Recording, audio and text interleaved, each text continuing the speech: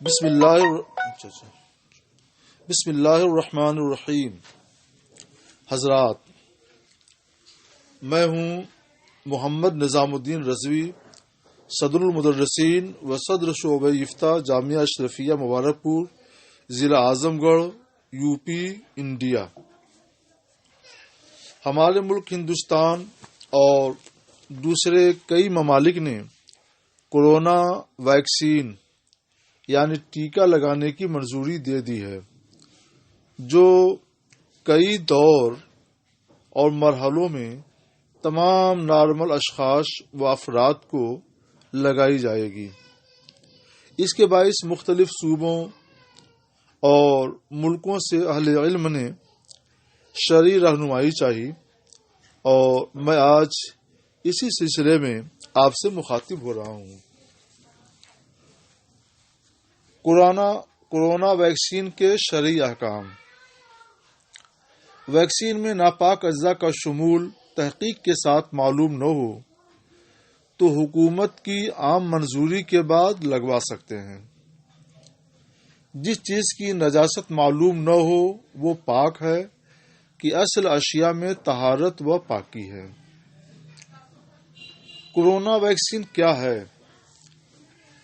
ایک ہے بیماری کا علاج اور ایک ہے بیماری سے بچاؤ۔ علاج کے لیے دوا استعمال کی جاتی ہے اور بچاؤ کے لیے ویکسین۔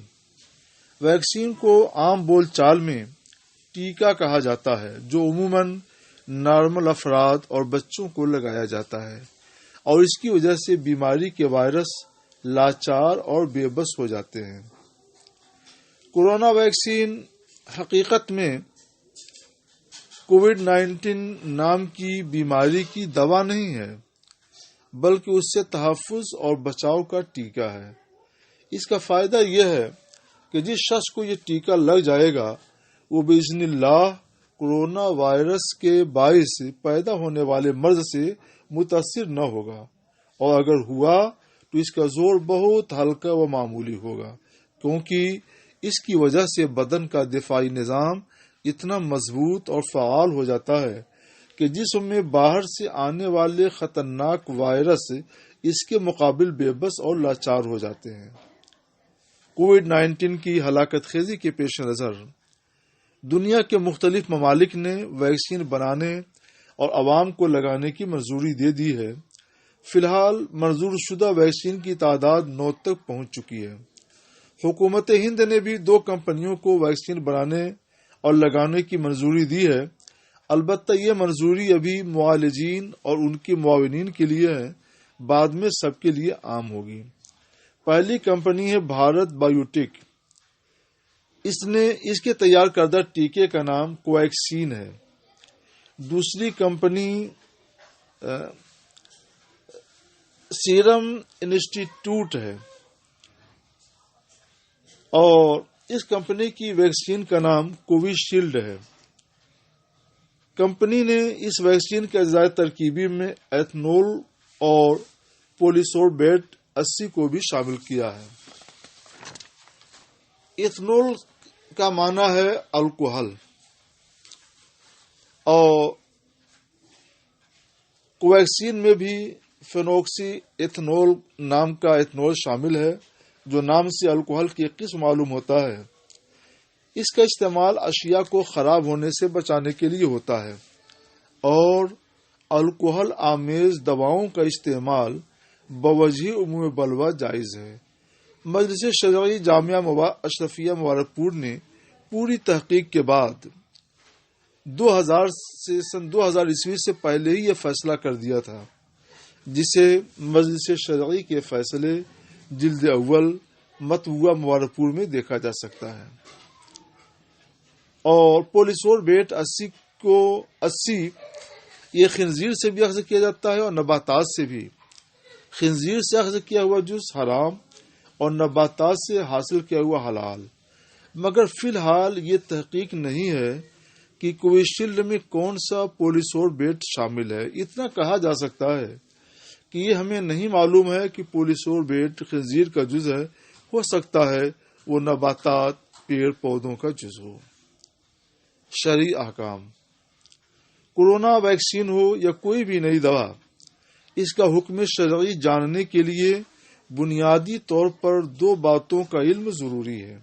ایک یہ کہ ویکسین کے سارے اجزائے ترکیبی، یعنی جن چیزوں سے ویکسین بنی ہے وہ سب چیزیں پاک ہیں یا ان میں کچھ ناپاک اور حرام بھی ہیں، یہ علم ہونا چاہیے۔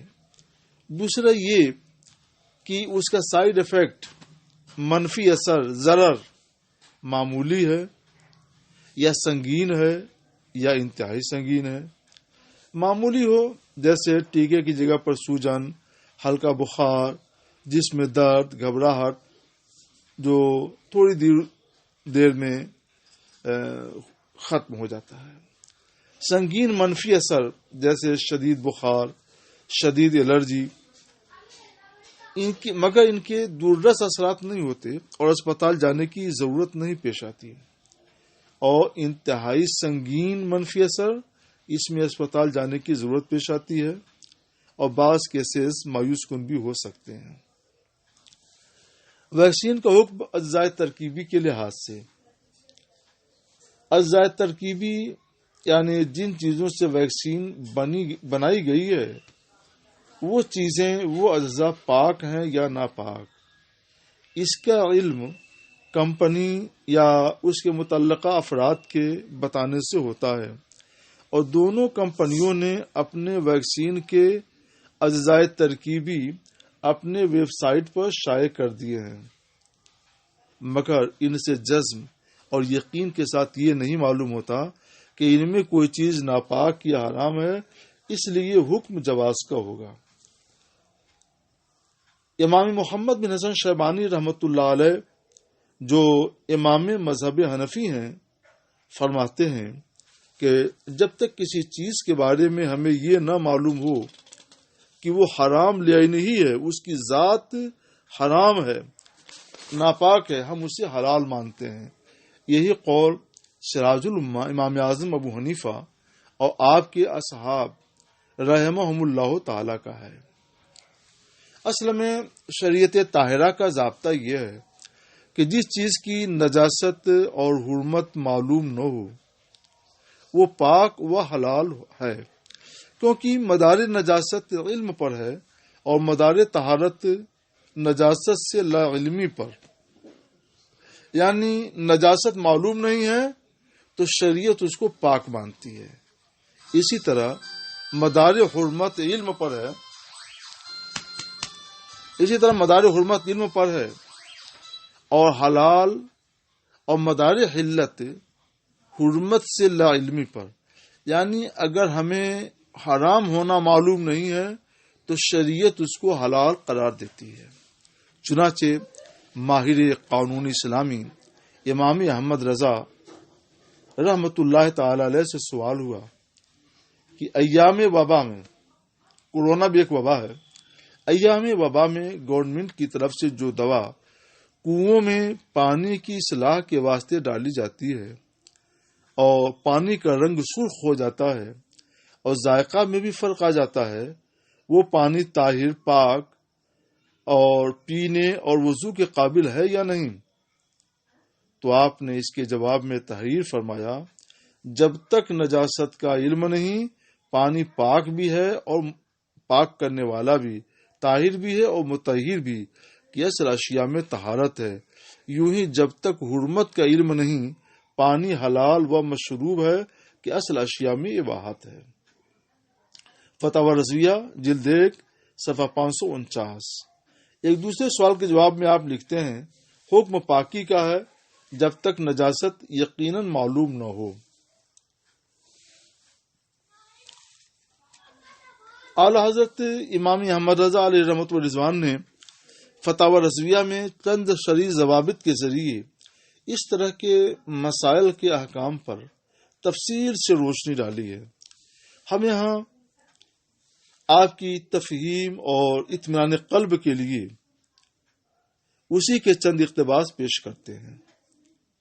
آپ فرماتے ہیں فتاوی رضویہ شریف میں، حضرت حق جل وعلا یعنی اللہ تعالی نے ہمیں یہ تکلیف نہیں دی، ہمیں اس کا ذمہ دار نہیں بنایا کہ ایسی ہی چیز کو استعمال کریں جو واقعی طاہر و حلال ہو، کہ اس کا علم تو ہماری قدرت اور استطاعت سے باہر ہے، اور اللہ تعالیٰ فرماتا ہے کہ اللہ کسی پر بوجھ نہیں ڈالتا مگر اس کی طاقت بھر۔ یوں ہی اللہ نے ہم کو یہ تکلیف نہیں دی، یعنی ہم پر یہ لازم نہیں کیا کہ صرف وہی چیز برتیں جس سے ہم اپنے علم اور یقین کی روح سے طیب و طاہر جانتے ہیں کہ اس میں بھی حرج عظیم ہے، اور حرج شرعاً مدفوع ہے۔ اللہ تعالیٰ فرماتا ہے وَمَا جَعَلَ عَلَيْكُمْ فِي الدِّينِ مِنْ حَرَجٍ، اللہ نے تم پر دین میں کوئی تنگی نہیں رکھی۔ دوسری جگہ اللہ تعالیٰ فرماتا ہے یرید اللہ بکم اليسر ولا یرید بکم العسر، اللہ تمہارے ساتھ آسانی چاہتا ہے اور تمہارے ساتھ دشواری نہیں چاہتا۔ اے عزیز، اعلیٰ حضرت فرماتے ہیں رحمۃ اللہ تعالی علیہ، اے عزیز، یہ دین بحمد اللہ آسانی کے ساتھ آیا ہے، آسانی اور نرمی کے ساتھ آیا۔ جو اسے اس کے طور پر لے گا، آسانی اور نرمی کے طور پر، تو اس کے لیے ہمیشہ رفق اور نرمی ہے، اور جو تشدد کو راہ دے گا تو یہ دین اس کے لیے سخت ہوتا جائے گا، یہاں تک کہ وہی تک رہے گا اور اپنی سخت گیری کی آپ ندامت اٹھائے گا۔ نبی کریم صلی اللہ علیہ وسلم فرماتے ہیں، ترجمہ ہے احادیث کا، بے شک دین آسان ہے۔ یہ سرکار کے ارشاد ہے، حضور صلی اللہ تعالی علیہ وسلم کی ارشاد پاک کا حدیثوں کا ترجمہ ہے۔ بے شک دین آسان ہے، اور ہرگز کوئی شخص دین میں سختی نہیں برتے گا مگر دین اس پر غالب آ جائے گا۔ لہذا درست روی اپناؤ اور درستگی کے قریب رہو، اور خوشخبری دو، نفرت نہ دو۔ اس حدیث کو امام بخاری اور امام نسائی نے حضرت ابو ہریرہ رضی اللہ تعالی عنہ سے روایت کیا، اور امام بہقی نے شعب الایمان میں یہ الفاظ نقل کیے ہیں کہ حضور فرماتے ہیں صلی اللہ علیہ وسلم، دین آسان ہے، اور جو کوئی دین پر غالب ہونا چاہے کہ شدت پر قائم رہے تو دین اس پر غالب ہو جائے گا۔ امام احمد، امام نسائی، امام ابن ماجہ، امام حاکم نے حضرت عبداللہ بن عباس سے روایت کیا کہ نبی کریم صلی اللہ علیہ وسلم فرماتے ہیں کہ دین میں غلو کرنے سے بچو، کیونکہ تم سے پہلے کے لوگ دین میں غلو کرنے کی وجہ سے ہلاک ہوئے۔ بلکہ صرف اعلیٰ حضرت فرماتے ہیں رحمۃ اللہ تعالی علیہ، بلکہ صرف اس قدر حکم ہے، شریعت حکم صرف اس قدر ہے کہ آپ وہ چیز تصرف میں لائیں، وہ چیز استعمال کریں جو اپنی اصل کے لحاظ سے حلال اور طیب ہو، اور اسے نجاست کا عارض ہونا، اس میں نجاست کا پڑنا ہمارے علم میں نہ ہو۔ لہذا جب تک خاص اس چیز میں جسے آپ استعمال کرنا چاہتے ہیں کوئی ظن قوی ممانعت کا، حرام ہونے کا نہ پایا جائے، تفتیش اور تحقیقات کی بھی حاجت نہیں ہے، بلکہ مسلمان کو جائز ہے کہ وہ چیز اصل میں حلال اور پاک ہے تو اصل حلت و طہارت پر عمل کرے، اور شاید کو اور شبہے کو، احتمال کو ہرگز جگہ نہ دے۔ امیر المومنین عمر فاروق اعظم رضی اللہ تعالیٰ عنہ ایک حوض سے گزرے، عمرو بن عاص رضی اللہ تعالیٰ عنہ ساتھ میں تھے۔ یہ بہت بڑے صحابی رسول ہیں حضرت عمرو بن عاص رضی اللہ تعالیٰ عنہ۔ حوض والے سے پوچھنے لگی، کیا تیرے حوض میں درندے بھی پانی پیتے ہیں؟ اس میں درندوں کا جوٹا ناپاک ہوتا ہے، اس لیے انہوں نے پوچھا تاکہ یہ معلوم ہو جائے کہ اگر ناپاک ہو تو بچیں، اور درندے نہ آتے ہوں، درندے اس میں پانی نہ پیتے ہوں تو ہم استعمال کریں۔ اس لیے حضرت عمرو بن عاص رضی اللہ تعالیٰ عنہ نے پوچھا حوض والے سے کہ کیا تیرے حوض میں درندے بھی پانی پیتے ہیں؟ تو حضرت امیر المومنین عمر فاروق اعظم نے فرمایا، اے حوض والے، ہمیں نہ بتانا، کیونکہ تم بتاؤ گے نہیں تو ہمیں معلوم نہیں ہوگا، اور جب ہمیں معلوم نہیں ہوگا تو حوض کا یہ پانی ہمارے حق میں پاک رہے گا۔ حضرت عمر فاروق اعظم رضی اللہ تعالیٰ عنہ نے شریعت کی اسی نرمی اور آسانی کے مطابق عمل کیا۔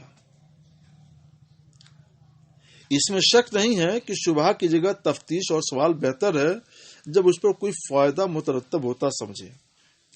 اللہ تعالی رحمہ فرماتے ہیں کہ اے عزیز، احتیاط اس میں نہیں کہ بے تحقیق بالغ یعنی بغیر تحقیق کامل اور ثبوت کامل کسی چیز کو حرام اور مکروہ کہہ کر شریعت مطہرہ پر افترا کیجیے، بلکہ احتیاط اباحت ماننے میں، مباح اور حلال ماننے میں ہے کہ یہی اصل یقینی ہے اور اس کے بیان کی حاجت بھی نہیں ہے، کیونکہ اصل اشیاء میں حلال ہونا ہے اور پاک ہونا ہے۔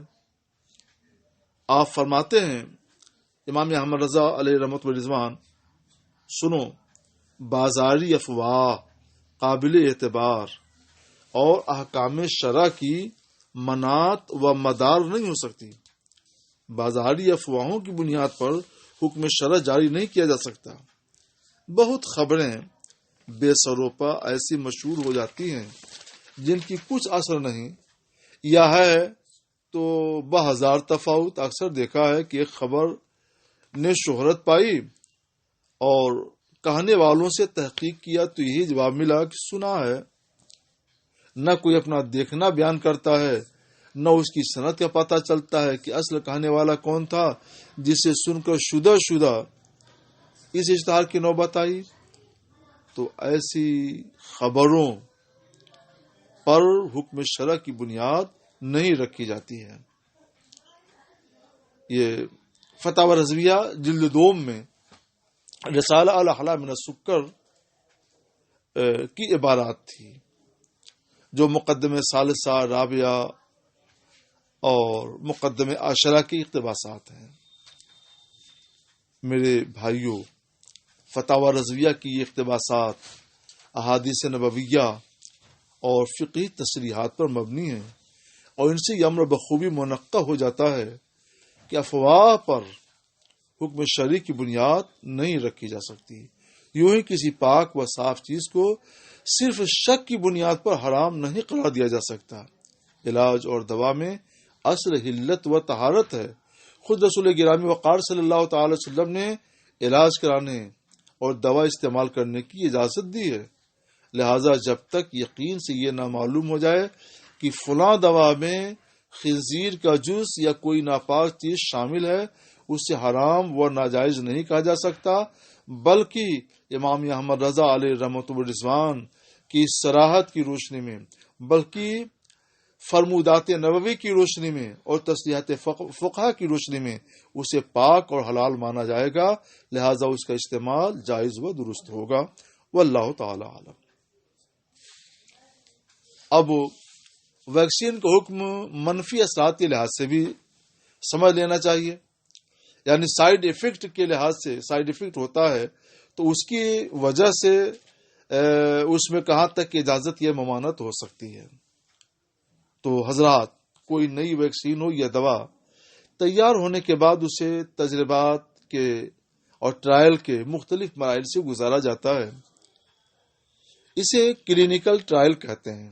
ان تجربات کے ذریعے یہ معلوم کیا جاتا ہے کہ ویکسین سے بدن کے دفاعی نظام میں مثبت رد عمل پیدا ہوتا ہے یا ناخوشگوار منفی اثرات پیدا ہوتے ہیں۔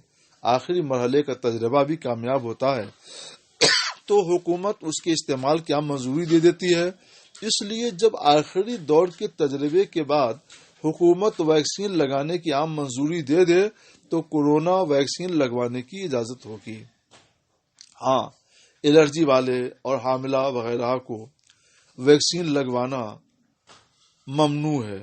ڈاکٹروں نے خود انہیں بچنے کے لیے کہا ہے، لہذا وہ ضرور بچیں کہ جو چیز عذر طب و میڈیکل سائنس مضر ہوتی ہے وہ شرعاً بھی ممنوع ہوتی ہے۔ یہ حکم ان تمام ممالک کا بھی ہے جہاں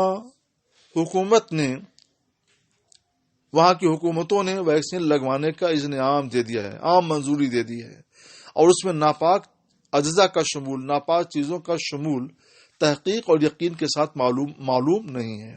یہ حق ہے کہ کرونا وائرس کے مرض نے دنیا کو ہلا کر رکھ دیا ہے۔ دنیا بھر میں اس موذی مرض سے ہلاک ہونے والوں کی تعداد 22 لاکھ سے آگے بڑھ چکی ہے، جبکہ اس کے متاثرین کی تعداد 10 کروڑ 20 لاکھ سے زیادہ ہو چکی ہے۔ ظاہر ہے کہ اس کے 22 لاکھوں عورتیں بیوہ، لاکھوں بچے یتیم و بے سہارا ہو چکے ہیں، مگر ان سب کے باوجود کورونا ویکسین ایسے بیماروں کا علاج نہیں ہے جو کورونا وائرس کے جان لیوا حملے سے موت و حیات کی کشمکش اور اضطرار کے نازک ترین حال میں ہوں، بلکہ ویکسین عموماً نارمل انسانوں کو لگائی جاتی ہے جس کا مقصد موذی وائرس کے ممکنہ خطرات سے تحفظ و بچاؤ ہے۔ اس لیے ویکسین لگانے کے وقت اضطرار و ضرورت شرعی کا تحقق قطعاً نہیں ہوتا، بلکہ عموماً یہ درجہ منفعت میں ہوتا ہے۔ اصل میں شریعت نے چیزوں کے درجات مقرر کر دیے ہیں۔ سب سے اونچا درجہ ضرورت ہے، اس کے بعد حاجت ہے، اس کے بعد منفعت ہے، اس کے بعد زینت ہے، اور آخری درجہ فضول ہے۔ تو یہ فضول میں نہیں ہے اور زینت میں نہیں ہے، بلکہ درجہ منفعت میں ہے کہ اس کا نفع ہے، فائدہ ہے، اور اس سے لوگوں کو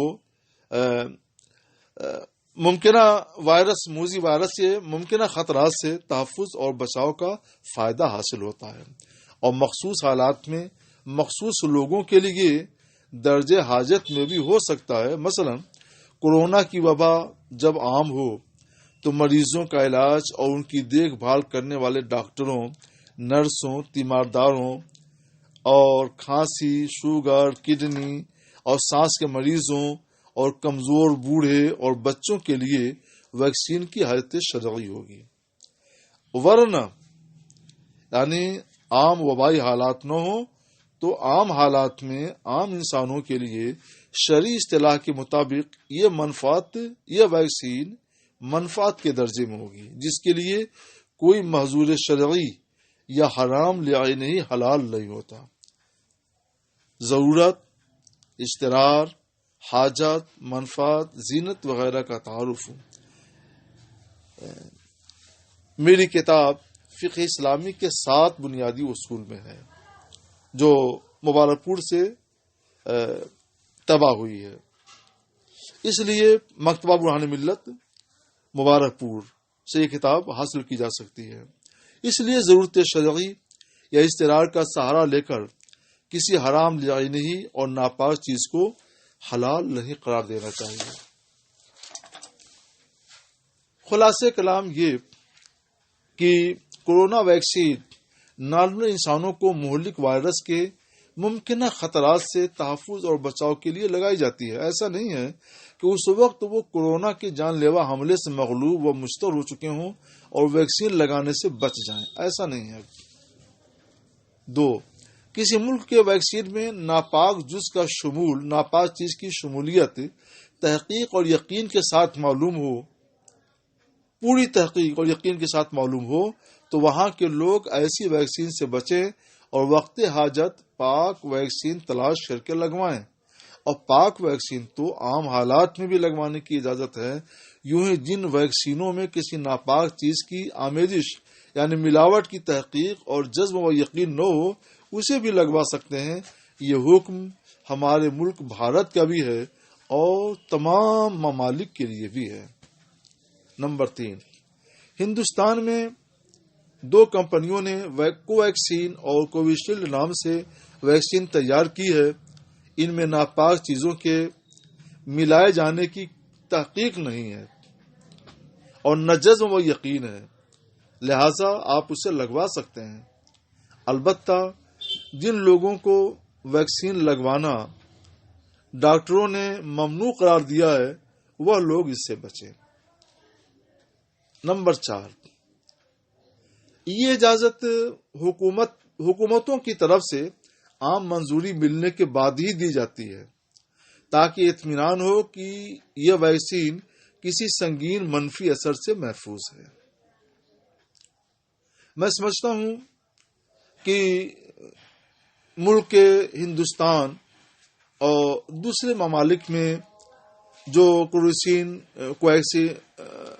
کورونا ویکسین ایجاد ہوئی ہیں اور ان کی منظوری بھی مل گئی ہے، ان کا حکم شرعی ہم نے بیان کر دیا۔ اللہ تبارک و تعالی یہ خدمت دینی ہم سے قبول فرمائے، اور آپ نے اس کو سنا، آپ کے یہ جذبہ دینی بھی اللہ تعالی قبول فرمائے، اور ہمیشہ ہم سب کو سیدھے راستے پر قائم و دائم رکھے۔ واللہ تعالی عالم۔ محمد نظام الدین رضوی، خادم الافتاء، جامعہ اشرفیہ، مبارک پور، 18 آج تو 19 جمادی الاخرہ 1442 ہجری، 2 فروری 2021 عیسوی، منگل۔ السلام علیکم ورحمۃ اللہ وبرکاتہ۔